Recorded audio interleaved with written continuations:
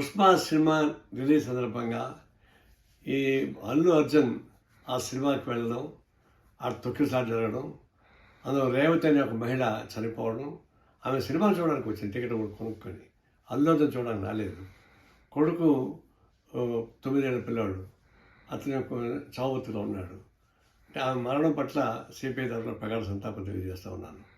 వాడు కుమార్తెగా కోలుకోవాలని చెప్పి కోరుతా ఉన్నాను. అసలు ఈ సంఘటన చాలా ఘోరమైంది. పుష్ప సినిమా అనేది ఒక ఎర్రచంద్రం స్మగ్లింగ్ సంబంధించినటువంటి హీనమైన సినిమా అది. అది సందేశం ఏమి ఇస్తుంది? స్మగ్లింగ్ బాగా చేసుకోమని చెప్పేసి ఇస్తుందా? అలాంటి సినిమాలో అనేక అసహ్యకర సీన్స్ ఉన్నాయి. కూర్చుంటే ఒకసారి, లేస్తే ఒకసారి చెప్పేసి అని, లేదంటే ఇంకొక సినిమా అని, ఈ పద్ధతుల్లో ఒక బూత్తో కూడుకున్నటువంటి పాటలు, సెక్స్ సినిమాలు పెట్టి, స్మగ్లింగ్ పెట్టి, ఈ రెండు సమాజానికి చీడపురుగులాడేది. దాన్ని ఎక్స్పోజ్ చేసేందుకు గవర్నమెంట్ సిగ్గు లేకుండా వాళ్ళకి ప్రోత్సహించింది టికెట్లు పెంచుకోవడానికి. ఆ 700, 1000 రూపాయలు, 3000 రూపాయలు పెంచుకొని టికెట్ ఇస్తే, 3000 రూపాయలు ప్రభుత్వం ప్రకటిస్తే వాడు 6000 రూపాయలు అమ్ముకున్నాడు. అంటే ప్రభుత్వం ఏం చేయాలా?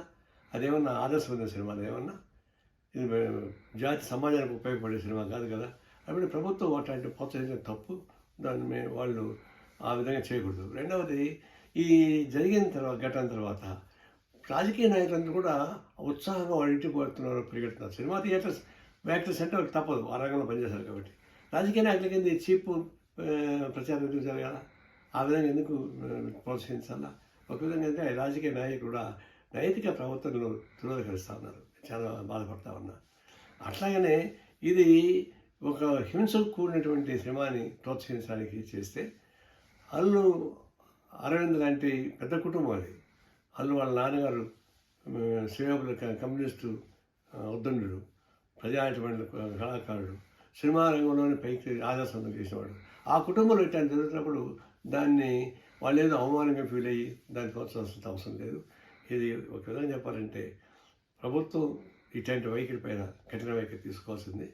పోలీసులు తప్పులేం లేదు, వాళ్ళకి క్షమించుకోవడానికి పర్లేదు.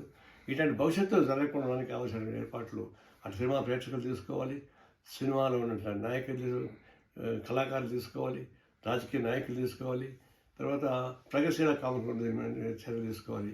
ఇలాంటి హింసతో కూడినటువంటి సినిమాను ప్రోత్సహించే చర్యలకి తీవ్రంగా ఖండించాలని కోరుతున్నాం. ఆ అమ్మాయికి, చనిపోయిన అమ్మాయికి పుష్ప సినిమా పారితోషికం అవసరం లేదు. అది అవమానమే. ప్రభుత్వం సహాయం చేయాలి, సభ్య సమాజం మనం సహాయం చేయాలి, ప్రజలకు సహాయం చేయాలి. మేము కూడా ఆ విధంగా కోరుకుంటున్నాం, ఆ విధంగా సహాయం చేస్తాం. ఇలాంటి ఘటనలు జరగకుండా చూస్తున్నాం. ఈ జరిగిన సంఘటనకి విచారం అయితే వస్తూ ఉన్నాను. మరిన్ని వీడియోస్ కోసం ఛానల్ సబ్స్క్రైబ్ చేయండి. లేటెస్ట్ అప్డేట్స్ కోసం వాట్సాప్ ఛానల్ ఫాలో అవ్వండి. అండ్ లింక్ డిస్క్రిప్షన్ లో ఉంది.